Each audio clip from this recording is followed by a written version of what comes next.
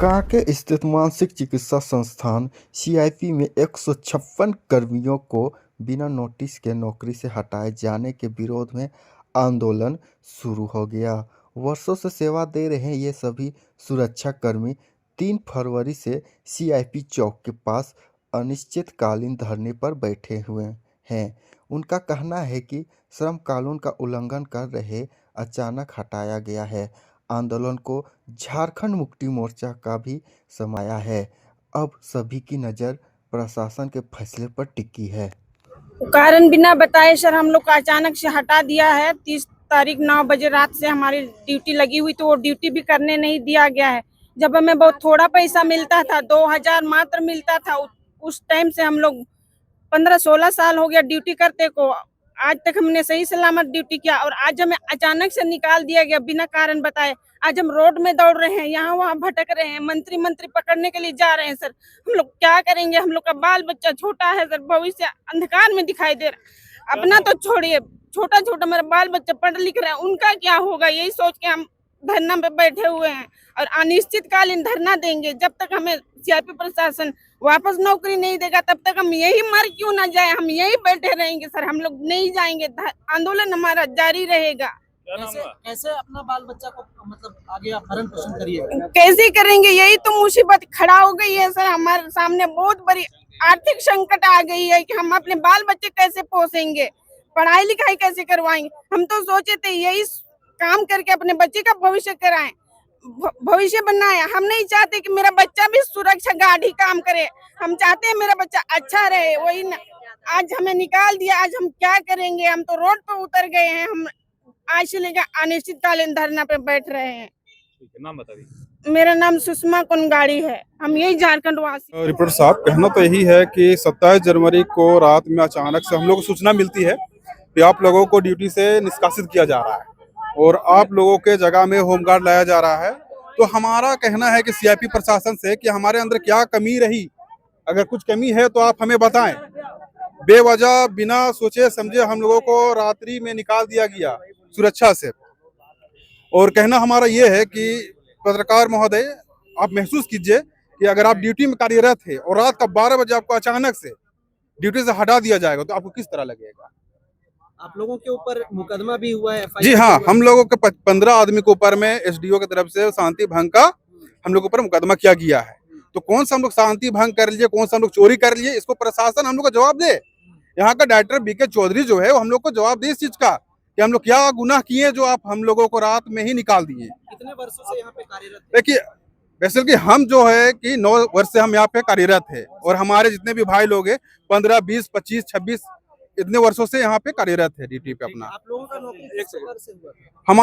हमारा जो नौकरी है, हमारा नौकरी है एक एजेंसी के द्वारा चलता है। एजेंसी जितने बार आए चेंज होते रहे, आते रहे, जाते रहे, पर हम सुरक्षाकर्मी वही थे। हम लोग सुरक्षाकर्मी हमेशा के लिए वही थे, बस कंपनी का आना जाना लगा रहा।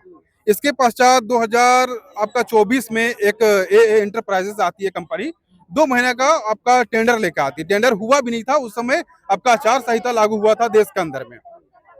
उस समय एक कंपनी एंटरप्राइजेस आती है और सभी जवानों से 40-40 हजार रुपए का डिमांड करती है, जो कि जवान दे भी देते हैं। और हम लोग के विरोध करने के बाद, कुछ जवानों के विरोध करने के बाद सीआईपी प्रशासन, सीआईपी अंदर में एक है टीचिंग ब्लॉक अंदर में, वहां सभी जवानों को लेके वहां पे पैसा रिफंड किया गया फिर से। तो ऐसा क्या मजबूरी आ गई कि केंद्र सरकार का रहते हुए, सीआईपी सेंट्रल का रहते हुए सीआईपी के अंदर में पैसा रिफंड करना पड़ा। इससे यही साबित होता है कि यहाँ का प्रशासन का मिली भगत रहा होगा। तब तो अंदर सीआईपी कैंपस के अंदर जाके वहां पे पैसा उन लोग को रिफंड किया गया। यही चीज का हम लोग विरोध किए तो उनको वही बात हम लोग को खराब लगा।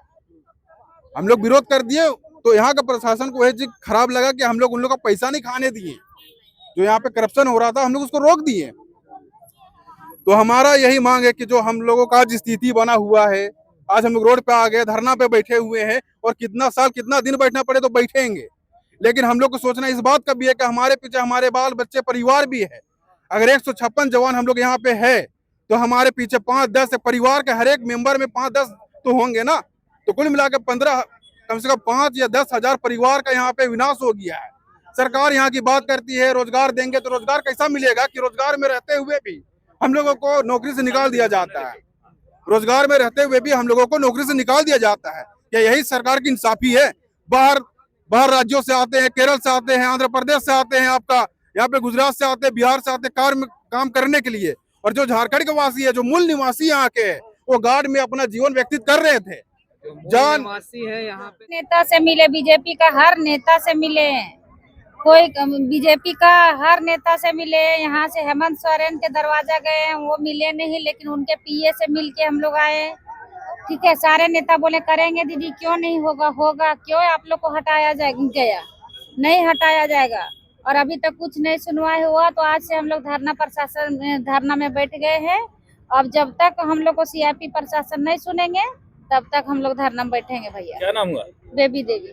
कहना चाहती हूँ कि मेरा बाल बच्चा कहाँ थे, बाल बच्चा भी छोटा छोटा है और काम मैंने आदमी भी नहीं है, और कोई दौड़े धूपे बहुत ही कर रहे, धूप धड़ी में कोई मदद नहीं कर रहा है। हम लोग को यही है कि हम लोग को सीआईपी ले ले, और भूख प्यासा भी यही कर रहे हैं। नाम बताइए। रेशमा पर क्या हो रहा है सर, छोटा छोटा बच्चा सब है, हस्बैंड नहीं है, भाई नहीं है, कोई भी नहीं है हम लोग का सहारा, और यहाँ डिप्टी से निकाल दिए गए हैं। अभी बच्चा सबका एडमिशन हो रहा है, एग्जाम हो रहा है, अभी खाने के लिए हम लोग का कुछ नहीं है। कोई ऐसे सिचुएशन में बच्चा लोग एग्जाम लिख पाएंगे? इतना दिक्कत में हम लोग अभी खाना नहीं बनाए हैं और आ गए हैं यहाँ। बच्चा लोग को छोड़ के, छोटा छोटा बच्चा सब है, हस्बैंड नहीं है, यहाँ से निकाल दिए गए हैं, कहीं रोजगार नहीं मिल रहा है। ये सीता देवी।